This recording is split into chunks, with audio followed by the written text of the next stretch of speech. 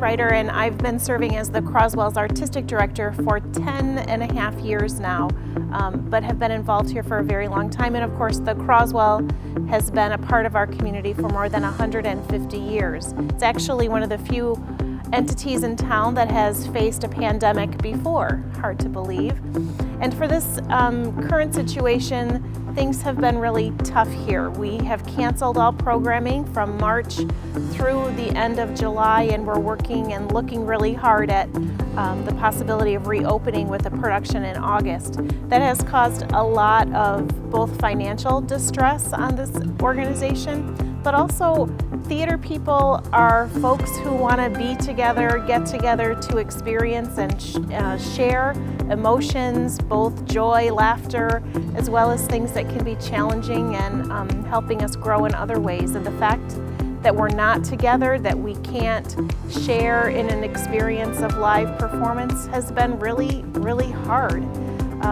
We're getting lots of support and love. It's been amazing. The community has responded to some fundraising appeals that we have put together, but they've also sent so many encouraging words and thoughts, and we've had people sidewalk chalk in front of the building saying, you know, stick with us, and it's only intermission, we miss you.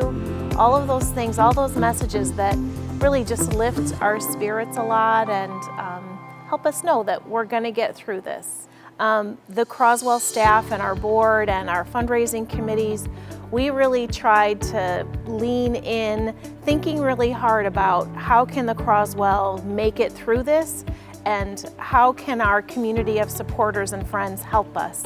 So we've put a really big emphasis and focus on fundraising. The loss of ticket revenue is truly threatening to this organization, and so many friends have helped us in unbelievable ways. It's just been a tremendous outpouring which has helped us so much, and that is really what has allowed us to think forward, to really be looking for how we can be ready when things are about to open up. So we're doing things like, as we prepare for an August and September production, we're putting together auditions that happen virtually. So people submit their auditions to us on a video, and the directors and music directors, choreographers will all be discussing those auditions and putting together a cast. And we're looking into how a cast can begin the rehearsal process, again, in a virtual way. Can we send out music to people so they can learn their songs, and of course have a script in hand so they can learn those things before we ask them to come together?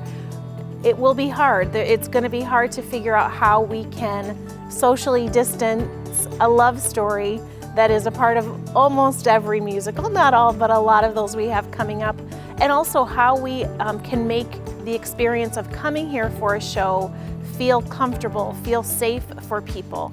So how we can separate groups of people. So if you buy 4 or 6 tickets, no one in front of or immediately behind you, no one next to your group on either side. How can we make that ticket buying process easy and comfortable? And then once you're here, how are we taking care of the space, providing masks and taking temperatures, perhaps even putting an antiviral mist in the air between production dates. All of that stuff is being worked on, looked at. We're really digging into the process so that truly, as soon as we are able, as soon as people are comfortable coming into this space and we can put together a show, we are ready to do that. I know, we all know that a healthy, thriving Croswell is important to this downtown. It's important to our whole community. So we want to be ready, and we are digging in and figuring it out and making sure that we can be there just as soon as it's time.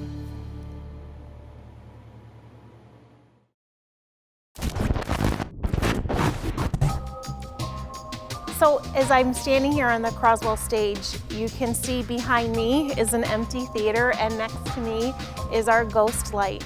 For people who are in the theater, you know we leave the ghost light on so that ghosts can see their way around through the theater when it's dark in here. and also maybe a little bit of the lights on to keep the ghosts away. We're not sure what's happening here at the Croswell because we've heard a lot of ghost stories about what happens in this space.